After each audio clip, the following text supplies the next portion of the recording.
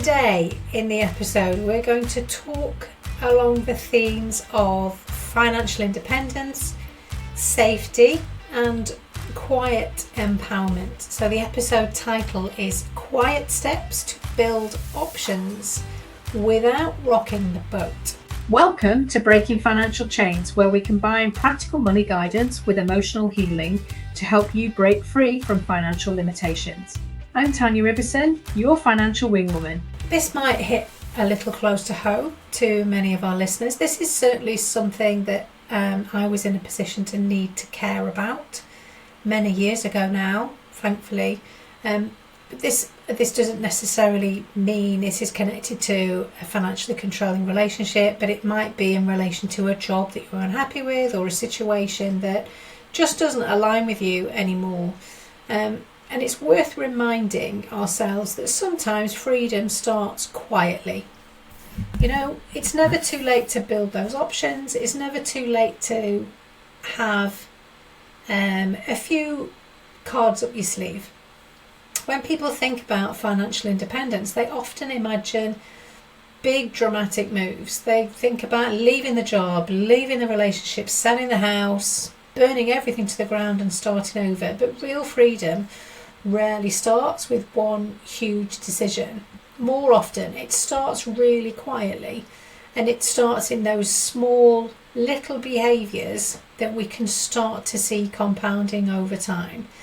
It usually starts with a private decision, a decision that says, I need options.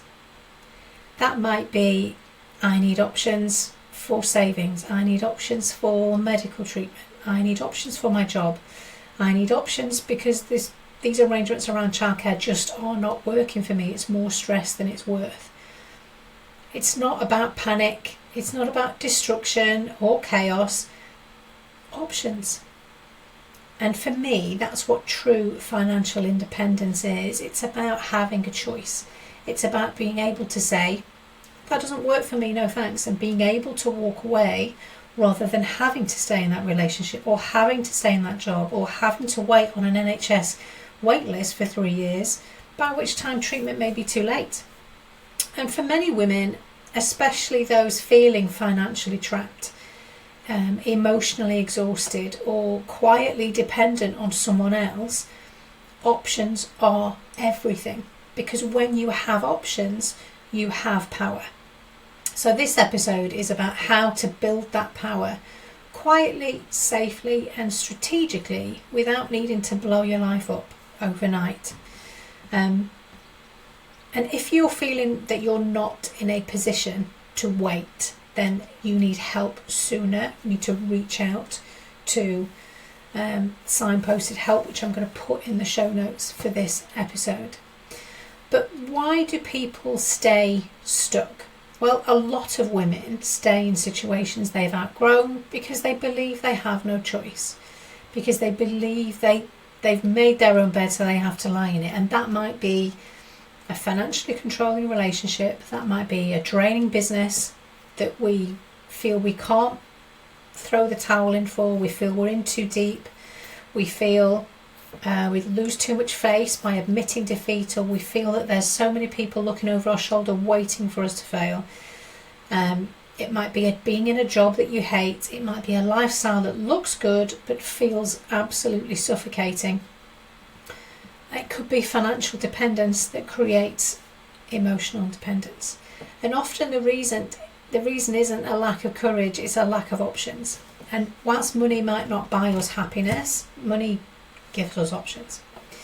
And that's something that we can work on and we can build for ourselves. Because when your finances feel fragile, every decision feels dangerous. We never know if it's that one decision that's going to tip everything over the edge or explode all of the balls out of our swimming pool when we've been managing so well on a knife edge.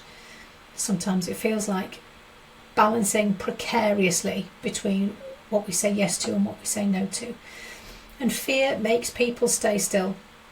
You're thinking like a fight or flight response. Quite often freeze is the action that we take. If we don't know what to do, we do nothing, which means that we're staying potentially in a situation that's making us unhappy or worse for a lot longer than we need to.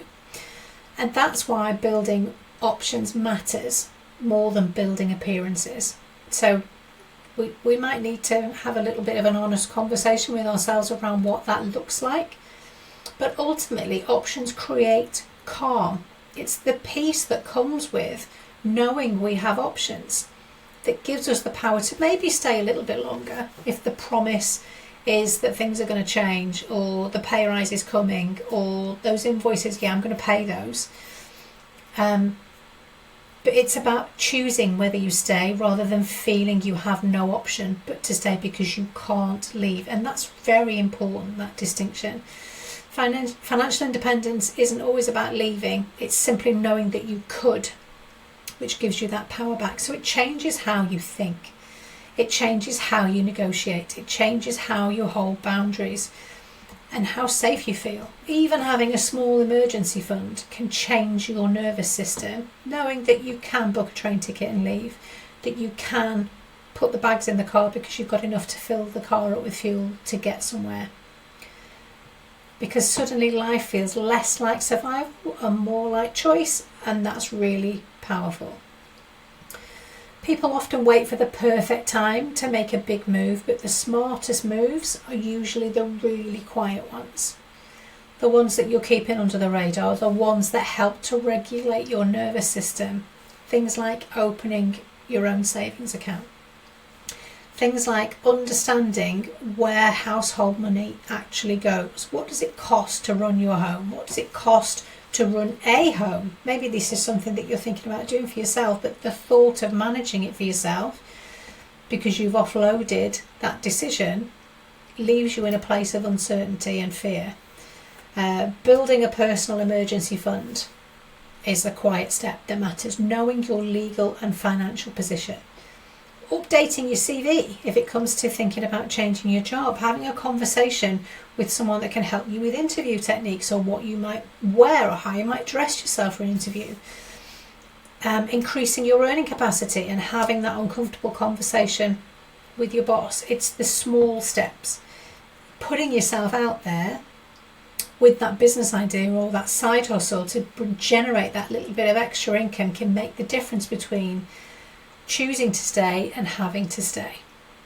And also learning and acknowledging and being really honest about what you've been avoiding and why you've been avoiding it. So is it from a place of fear? Is it from a place of being overwhelmed? Understanding the truth behind that question makes all the difference between how you might go about making those longer term changes.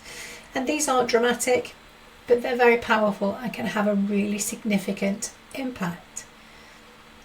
It's when quiet preparation changes everything. This is not about overload, this is not about stress, it's about taking those small steps that make, compounded over time, make a bigger difference in the long term. But what I often see, particularly with my clients, and in particular for women often feel guilty for doing this. And this is where so many women hesitate, because building financial independence can feel, dare I say, disloyal to your other half, disloyal to your family. It can feel selfish. It can feel secretive, especially if you've been taught that being a good woman means being endlessly accommodating and being all things to everyone else apart from yourself. But creating options isn't betrayal, it's responsibility, it's wisdom, it's setting that example for the people around us and our children. It's about self-respect. Having your own financial awareness does not mean that you're planning to leave. It means you're choosing not to abandon yourself, which is a completely different thing. So what are some of the practical steps that you could start taking today? Let's make this useful rather than just talking around it. So one of the first things you could do, and future you will thank you for it, is to know your numbers. I can't emphasize this enough. Even if someone else handles the finances, you can still have an awareness and a knowledge of what those numbers are. So having a knowledge of your income and household income, having complete awareness and knowledge of debts, joint debts, your own debts, maybe even your partner's debts. If that's something that's going to impact joint finances, then you have every right to understand what that is. Savings, what money have you got and where? How are they performing? Are they in the best place? Well, it's okay to ask that question. It's okay to pick up some of that joint burden or that load to be able to have some understanding for yourself. Understanding what the details are for your mortgage. How much have you borrowed? What are the repayment terms? How long are you going to be having to repay those funds over? What is your pension position?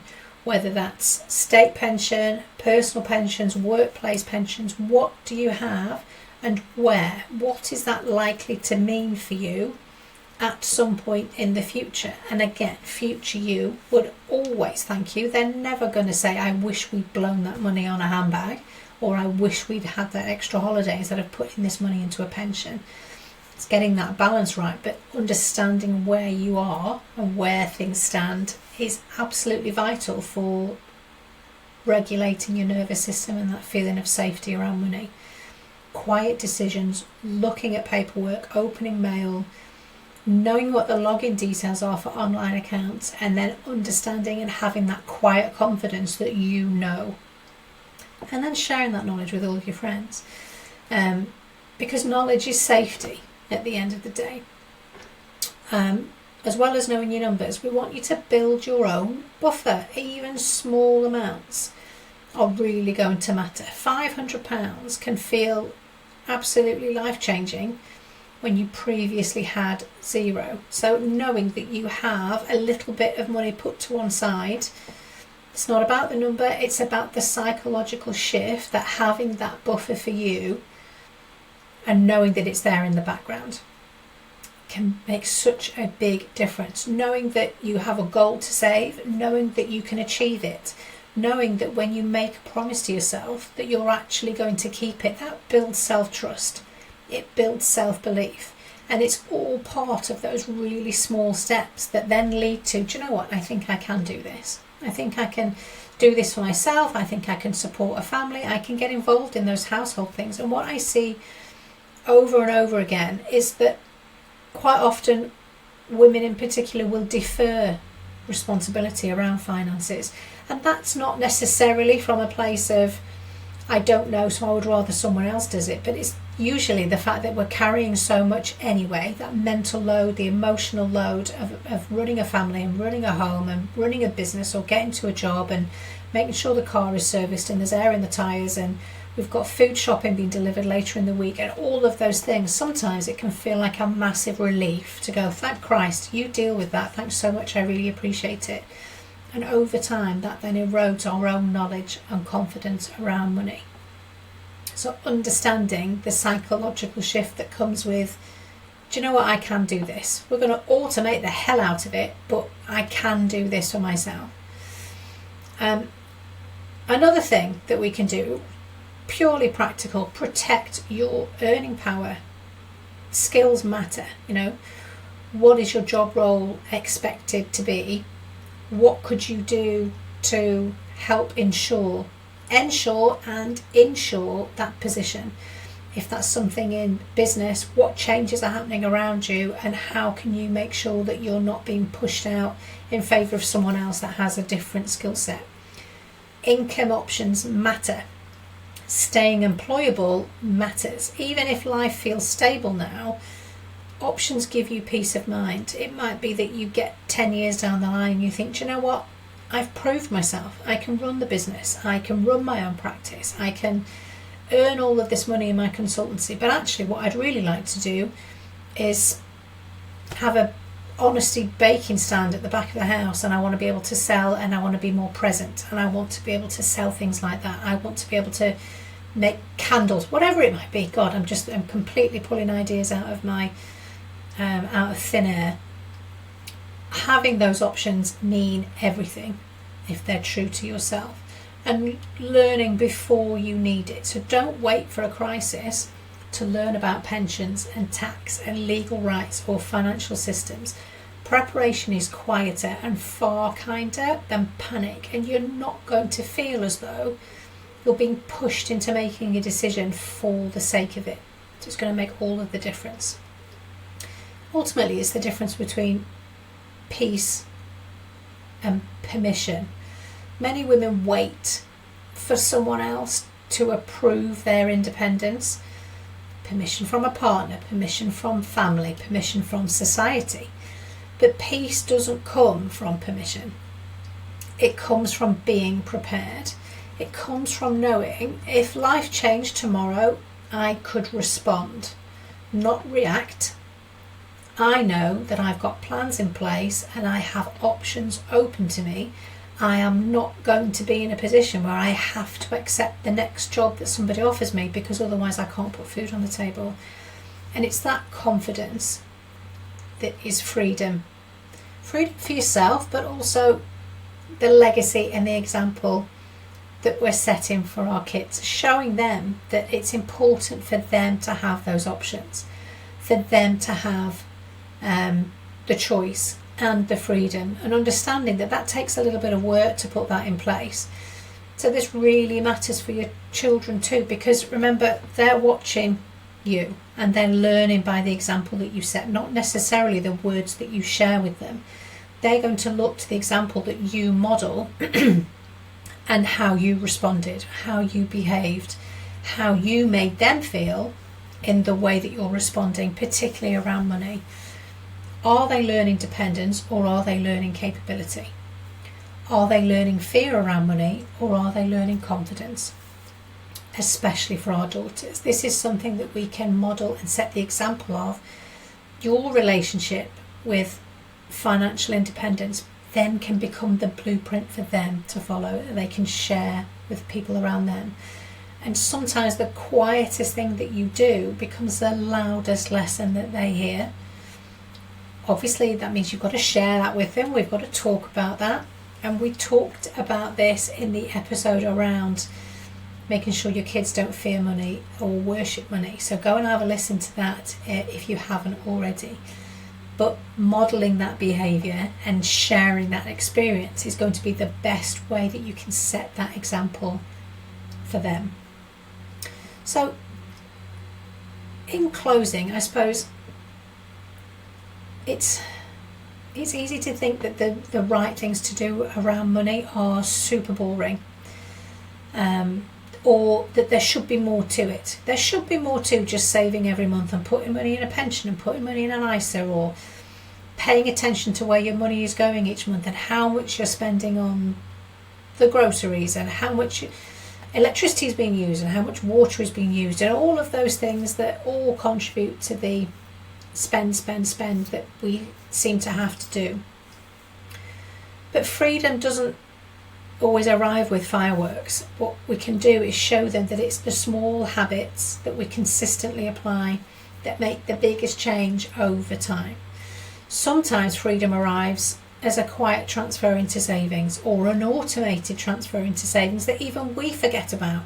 And every now and then we log into that online account and go, oh my God, really, that balance is really growing. Because we set and forget, and we let that do the hard work for us, and we don't have to have an extra note on our to-do list to remember to do it. We want to make this stuff as easy for ourselves as possible, paying ourselves first at the beginning of the month rather than saving out of what's left when we finish spending. Sometimes it can look like freedom can look like a boundary being held, or a skill being learned, or a private decision that says, I deserve options, because so do they. And that is where financial independence begins, not with drama, but with quiet courage and conviction, and knowing that the actions and the steps that we're taking on a daily basis are all contributing towards achievement of that end goal. And if we know where that end goal is, we know that we're moving between A and B rather than just going round in circles around point A. Sometimes the strongest move you'll ever make is the one nobody sees, and that's completely okay. We don't need a cheering squad, although feel free to share it with me because I would love to hear it. So your reflective question for this episode is this. Get your journal out, get your pen, have a think and a ponder. What is one quiet financial step I could take this week that will give me more choice, more confidence, or more peace? All of the above, because wouldn't that be awesome? I would love to hear what your realizations are. Thank you so much for joining me, and I will see you on the next episode. Thank you for joining me today on Breaking Financial Chains. Remember, you have the power to transform your relationship with money one step at a time. If this episode helped you, please subscribe and leave a review to help others find their path to financial freedom. I'm Tanya, your financial wing woman, and I'll see you next week.